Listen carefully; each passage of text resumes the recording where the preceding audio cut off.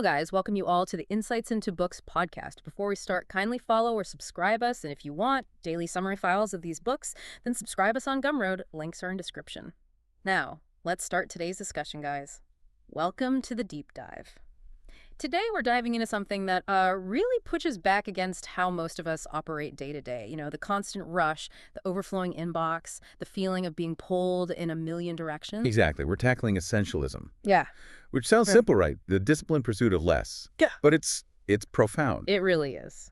So our mission today is to explore how you can shift gears, basically.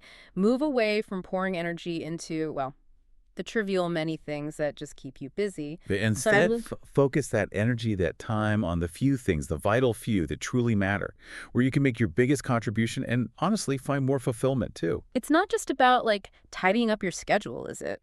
No, not at all. It's a whole system, a disciplined, systematic way to approach, well, everything. It's not about doing less just for the sake of doing less. It's about discerning what is absolutely essential and then channeling all your efforts there. Doing the right things better. Less but better. That phrase really sticks. Weniger aber besser. Yeah, it's a classic design principle, but it applies so perfectly to life. It demands real discipline, though. It's the opposite of just drifting along. The goal isn't to inch forward everywhere. Right, like making a millimeter of progress in a million directions. Exactly. It's about generating real, powerful momentum towards what's truly vital. One key direction. And I think pretty much everyone listening gets the problem we're talking about. That feeling of being incredibly busy, constantly running, but are you actually getting anywhere important? Or feeling totally overworked, but somehow underutilized, like your best talents aren't even being tapped. Stretched way too thin. Yeah, that constant pressure. Always needing to do more, be more, say yes to everything. It's what you could call the more bubble. So we're sort of trapped in this societal belief that trying to do everything is the goal.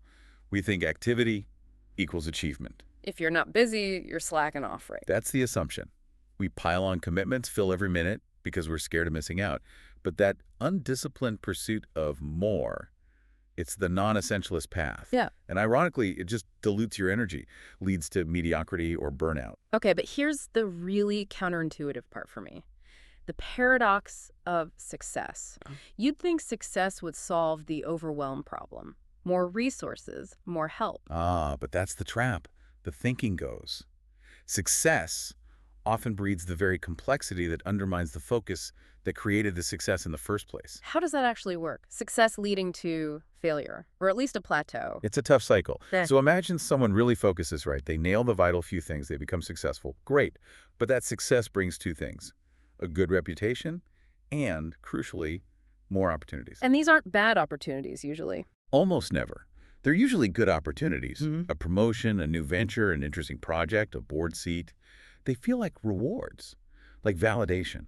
Makes sense. But every single yes to a good opportunity still drains your time, your energy, your focus.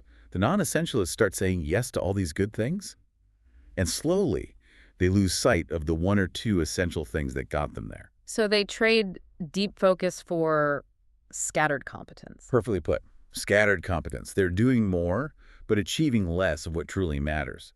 And that's when you hit the plateau, or even start to slide backwards. Success, paradoxically, can sow the seeds of its own destruction if you're not disciplined. Wow. It's the tyranny of the good, not the bad. Saying yes to too many good things. That's structural breakdown. It really highlights why we need to shift our basic assumptions, doesn't it? Absolutely. That's the core philosophy, recognizing that the world doesn't work the way we often assume it does, especially when it comes to effort and results. You mean like the relationship isn't linear? More effort doesn't always equal more results. Precisely. We often hear about the 80-20 rule, the Pareto principle. 20% of your effort yields 80% of your results. But we need to see that not just as a statistic, but as a fundamental law of prioritization. And sometimes that ratio is even more extreme, right? Like 90-10 or even higher. Oh, definitely. Think about investing. Many legendary investors will tell you that the vast majority of their wealth, maybe 90% or more, came from just a tiny handful of key decisions. Maybe 10 investments out of thousands they looked at. So while the non-essentialist is drowning, trying to treat everything as equally important, the essentialist is scanning the landscape, recognizing that maybe 99% of it is just noise. Their job isn't necessarily to work harder across the board, but to find that critical 1% that delivers the 99% return. That takes serious discernment. And to even start that process, you first have to believe you have agency, that you have a choice. That's foundational. Living by design, not by default. If you fall into that trap of learned helplessness, thinking, I have to do this, I have no choice, you've already given up control. Because if you don't prioritize your life, Someone else will, absolutely. Your boss's agenda, your colleague's crisis, societal expectations, they will fill the vacuum. Not choosing is a choice. It's choosing to let someone else define your priorities. Okay, so we need to break some mental chains here. Those false assumptions that keep us stuck. What are they? There are three big ones we need to flip. First, replace I have to with the truth, which is I choose to. That puts you back in the driver's seat. It reclaims your agency. Right. Even if the choice feels constrained, it's still a choice. Exactly. Second, reject the lie that it's all important. It simply isn't. Internalize the truth. Only a few things really matter. Most of what demands our attention is trivial in the long run. That's a hard one. Everything feels important in the moment. It does. That's the urgency trap. And the third one is maybe the toughest. Stop trying to juggle everything. Replace I can do both with the fundamental reality. I can do anything, but not everything. Oof. That's the one that forces the trade-off, isn't it? Admitting limitations. We hate doing that. We absolutely hate it. It feels like failure or weakness. That's why people try these straddled strategies, trying to layer essentialist habits on top of all their existing non-essential commitments. It just doesn't work. Like trying to be a low-cost airline and a premium service airline at the same time. Precisely. Michael Porter pointed this out in Business Strategy. Straddled strategies fail. Real strategy, in business or life, demands intentional trade-offs. You have to choose. Because choosing one thing means actively not choosing many others. Right. So the essentialist shifts the core question. The overwhelmed non-essentialist asks, how can I possibly fit it all in?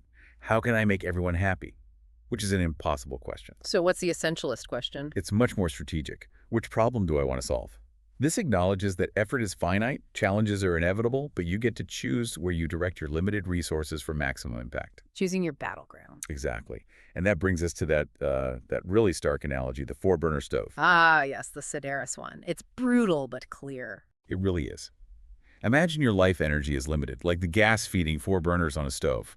Those burners represent the big areas: family, friends, health, and work. Okay, I got the picture. The core idea is, if you want to be really successful in one area, not just okay, but truly excel, you probably have to consciously choose to tone down or even turn off at least one of those other burners. Wow, turn one off completely. And maybe even 2 if you're aiming for world-class outlier success in one domain.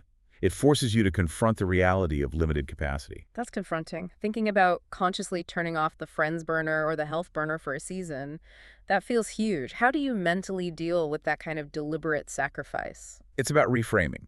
The non-essentialist sees the trade-off as a loss, something negative. The essentialist understands that the word decision literally comes from roots meaning to cut or to kill. It's cutting off other options. Right, so they process the loss by focusing intensely on the incredible value they're creating, by liberating that energy for the one thing that matters most right now. It's not subtraction, it's multiplication of focus. It's a strategic investment. Okay, so accepting trade-offs is step 1. Now, how do we actually find those vital few things? This brings us to the explore and discern phase, starting with creating space. Yes, and this is non-negotiable.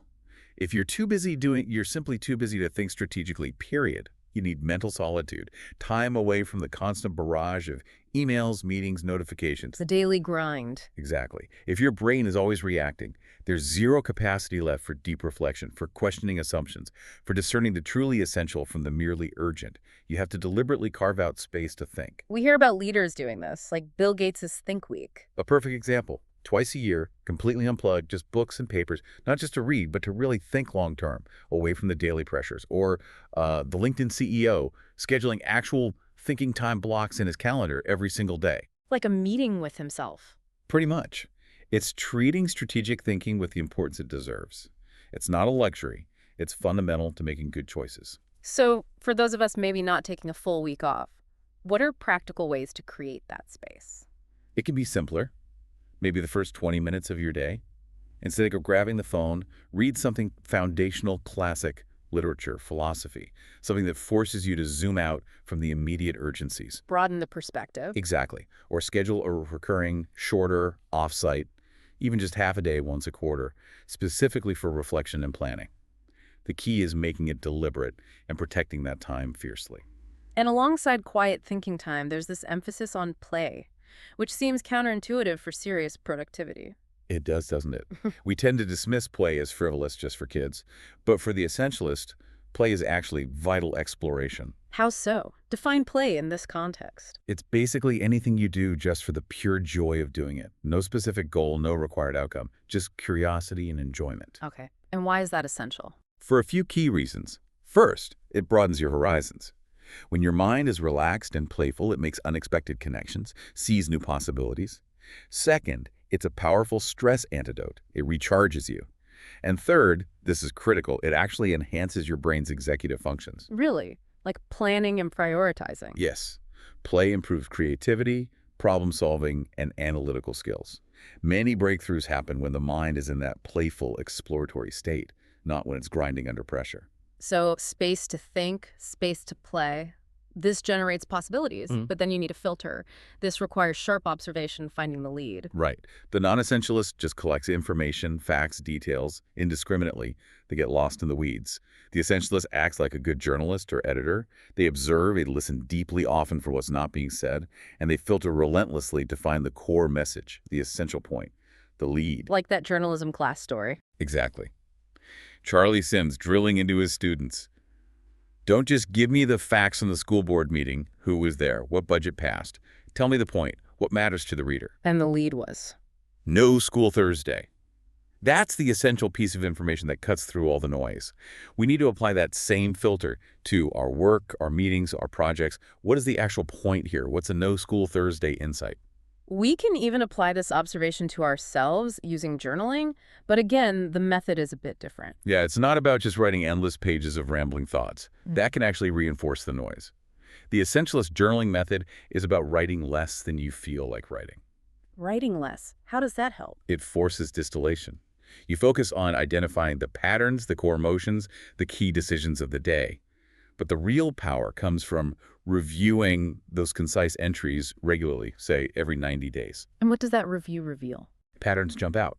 You see what consistently drains your energy versus what energizes you. You see recurring obstacles or successes. It provides objective data on what's truly essential for your well-being and contribution, making it much easier to see what needs to be cut. Okay, so we're exploring, discerning. But to do all this effectively, you need energy. You need clarity, which means protecting the core asset. Yourself, your mind, your body, your spirit. And arguably the most common way we damage this asset in our modern culture is through chronic sleep deprivation. The hustle culture badge of honor running on fumes. Exactly. It's seen as heroic. Yeah. But the essentialist sees sleep completely differently. It's not laziness.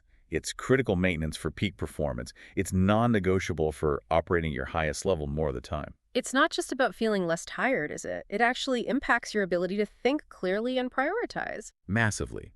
Just 1 extra hour of quality sleep can lead to several hours of significantly higher productivity and better decision-making the next day. Deep sleep, especially REM sleep, is when your brain consolidates learning, integrates information, and makes new connections. So lack of sleep literally degrades your ability to discern the essential. Precisely. It impairs judgment, reduces creativity, and makes you more reactive and susceptible to the trivial many. You can't make wise trade-offs when you're exhausted. That study on the violinists is pretty compelling evidence. Yeah, the top performers, the ones reaching mastery, didn't just practice more, although they did practice a lot. They also consistently slept about an hour more per night than the merely good players. So the extra rest allowed for more effective practice. Exactly. It allowed their brains to recover, consolidate the learning, and likely help them discern which practice activities were yielding the best results.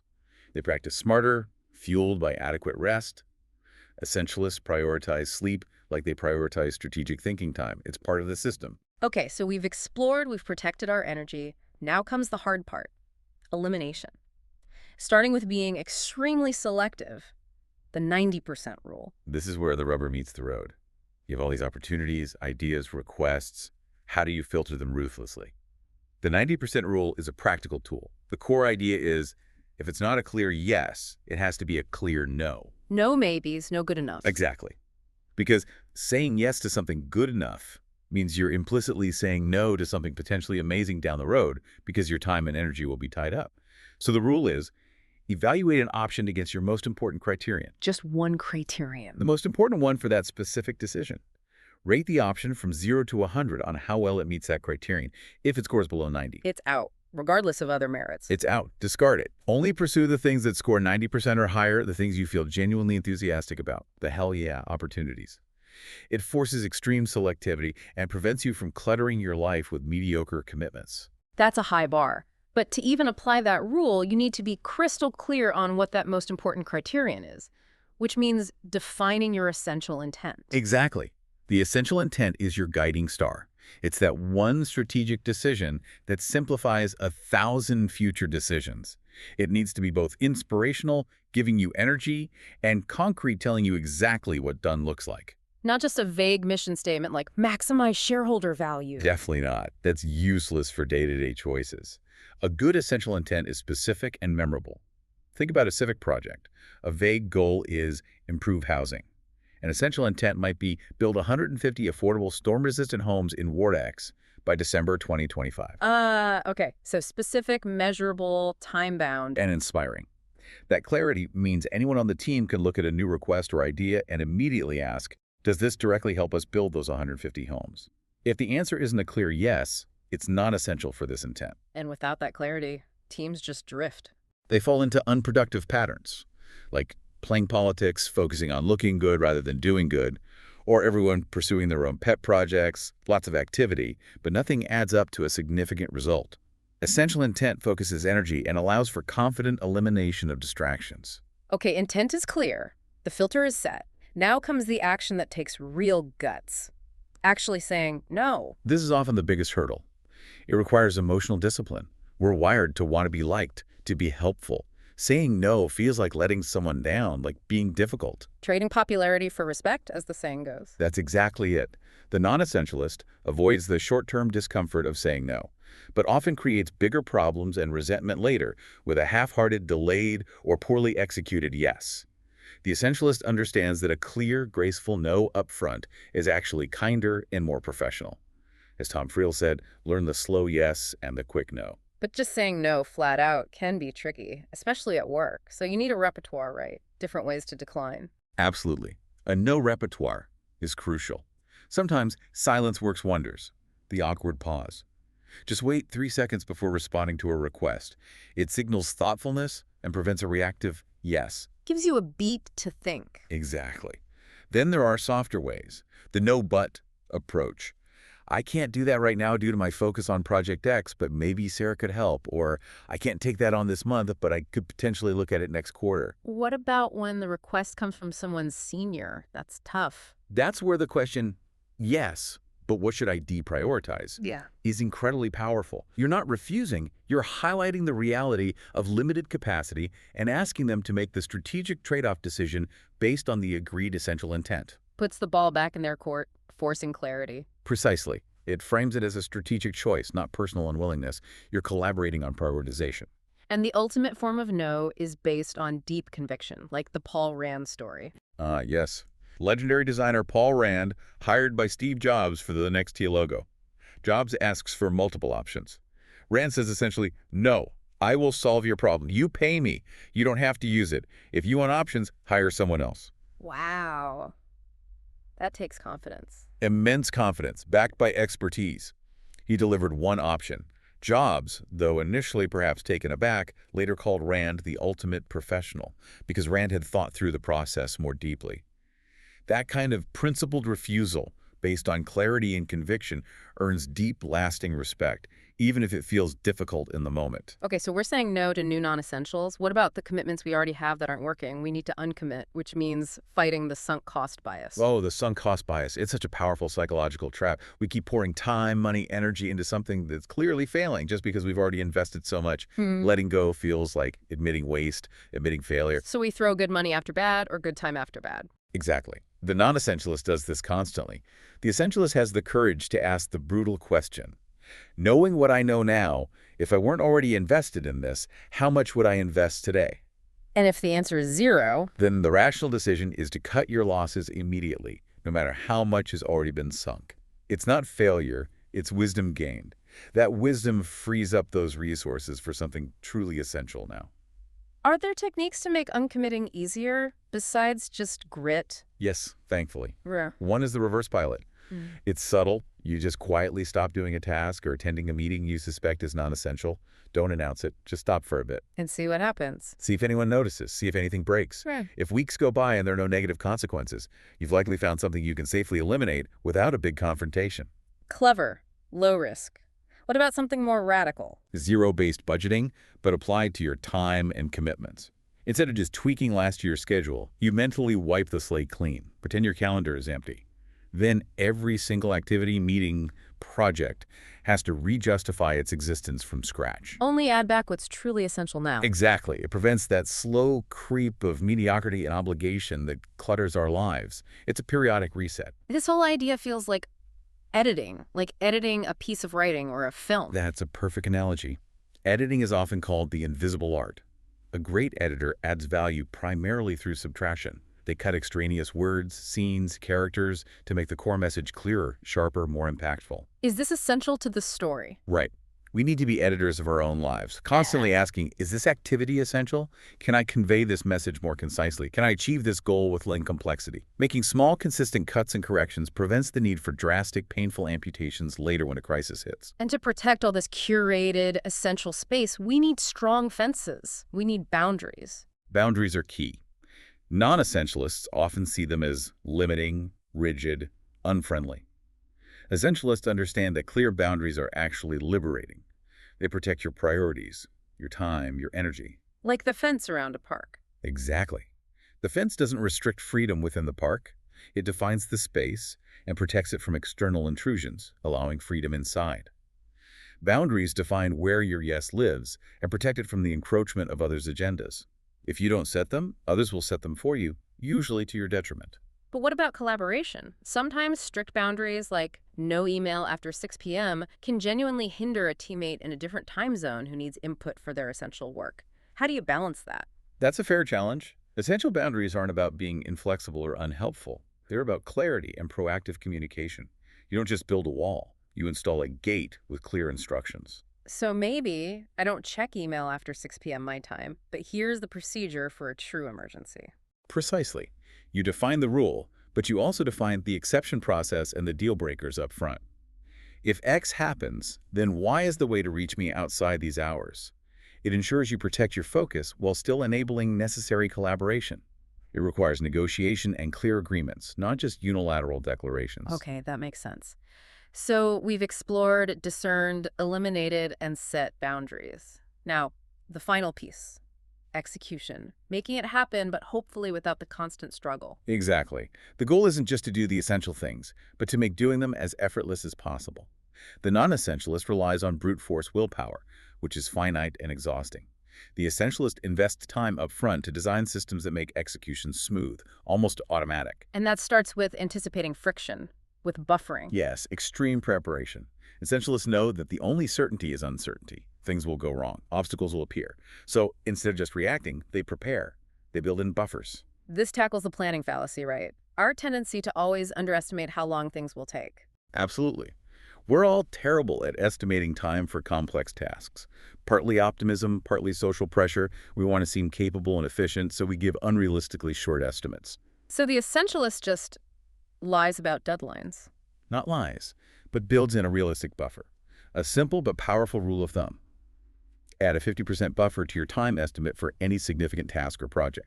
If you think it takes 4 hours, schedule 6. 50%? That seems like a lot. It might feel like it, but experience usually shows it's surprisingly accurate when you factor in inevitable interruptions, unforeseen problems, or just needing more thinking time. It's an unfair advantage against the planning fallacy. And buffering isn't just about time, is it? It's scenario planning, too. Right. Asking those risk assessment questions. What could go wrong here? What's the worst case scenario? How can we mitigate that risk before it happens? The answers identify where you need buffers. Maybe backup resources, alternative plans, pre-approved decisions. It's proactive problem solving. So, buffer for the unexpected. Then, instead of just pushing harder, the idea is to produce more by subtracting obstacles. Yes. This flips the usual productivity script. Instead of asking, how can I add more effort, more resources, work longer hours, the essentialist asks, what is the biggest thing slowing us down right now? What's the main constraint? Finding the slowest hiker. Exactly. In any system or team working towards a goal, progress is ultimately limited by the biggest bottleneck, the slowest hiker. Identify that single major obstacle and remove it. Often, removing that one constraint dramatically speeds up the entire process without adding any extra effort elsewhere. It yields disproportionate results. Remove the friction point. Find and remove the biggest friction point. Produce more by removing more. And once the path is clearer, how do you make walking it effortless day after day, routine? Routine is the secret weapon. It's how you automate the essential. By designing a routine that incorporates your vital few activities, you make them the default. You don't have to spend precious willpower deciding whether to do them each day. You just do them. Like brushing your teeth. Ideally, yes. Think about the cognitive energy saved. Duke University research suggests something like 40% of our daily actions are habits. If you can turn your most essential actions into habits through routine, you free up enormous mental resources for higher-level thinking and dealing with genuine novelty. The Michael Phelps example is pretty extreme here. It's the gold standard of routine design for peak performance. He and his coach didn't just plan his swim, they scripted everything around it for years. The warm-up, the music, the stretching, the visualization. The visualization was key, wasn't it? Seeing the perfect race. Twice a day, visualizing the perfect race, even visualizing how he'd handle problems, like his goggles filling with water, which actually happened. When it came time to perform under immense pressure, his body and mind just ran the program. Execution was automatic, frictionless, because the routine was so deeply ingrained. So, building that routine, even for less intense goals, makes the essential the path of least resistance. That's the goal. Find your best rhythms for work, sleep, reflection. Swap old triggers for new ones. Put your running shoes by the door. Put your journal next to your phone. Make the essential choice the easy choice. And that routine helps build momentum through small wins. Yes. Big goals can be paralyzing. Essentialists focus on minimum viable progress, MVP. What's the smallest step I can take today towards my essential intent? Like starting that big project super early just for a few minutes. Exactly. Spending just 5 or 10 minutes outlining that report 2 weeks early feels easy, but it breaks the inertia, creates a small win, and saves you from that frantic all-night scramble later. Accumulating small wins builds confidence and motivation far more effectively than staring at a huge, distant deadline. And finally, tying it all together, moment by moment, is focus. Asking, what's important now? Win. This is the essentialist mantra for staying present and effective. Our minds constantly wander, regretting the past, worrying about the future. This question brings you back to the present moment, the only place you can actually take action. It's about distinguishing chronos from kairos. Beautifully put. Chronos is clock time, sequential, quantitative. Kairos is opportune time, the right moment, qualitative. The win question shifts you from just reacting to the clock, chronos, to discerning the highest value action you can take in this specific moment, kairos. So if you're distracted, maybe the most important thing now is to recognize that and refocus. Precisely. Or maybe it's taking that small step, or removing that obstacle, or just taking a deep breath before reacting. It's a constant, deliberate tuning into the present to ensure your full energy is applied to what truly matters right now. Clear out the mental clutter, maybe by jotting down worries to deal with later, and focus. Wow. So when you pull all these pieces together, the mindset shift, the exploration, the elimination, the execution systems, the benefits seem pretty huge. They really are. It leads to greater clarity, knowing what truly matters, greater control because you're driving your agenda, not reacting to others, and ultimately more peace and happiness, that sense of fulfillment that comes from making your highest contribution and living life by design, not default. And it's critical to remember, this isn't just a set of tips or tricks to add to your already busy life. No, that would be missing the point entirely. It's not one more thing to do. It's a different way of doing everything. It's fundamentally about shifting your identity, seeing yourself as an essentialist. Like Gandhi simplifying his life not as an end goal, but to focus entirely on his essential mission. Exactly. The reduction wasn't the point. The focus it enabled was. It's about consciously choosing a simpler, more focused way of being in the world so you can pour yourself into what you were uniquely meant to contribute. A powerful shift indeed. Okay, as we wrap up this deep dive, let's leave everyone with that final thought, going back to the roots of the word priority. Right. For centuries, priority Yeah. was singular. It meant the very first thing, the prior thing. Only relatively recently did we start talking about priorities plural. So the challenge for you listening is this. If you had to go back to the original meeting, if you could only have one single non-negotiable priority right now for this week, this month, this project, what would that singular thing be? What is the prior thing for you right now? Really reflect on that. Let that clarity guide your next choice, your next action. This was it on today's book, guys. And guys, kindly subscribe and follow us for more such insights on various books. And also, do not forget to join our social media community to stay in touch and get updated.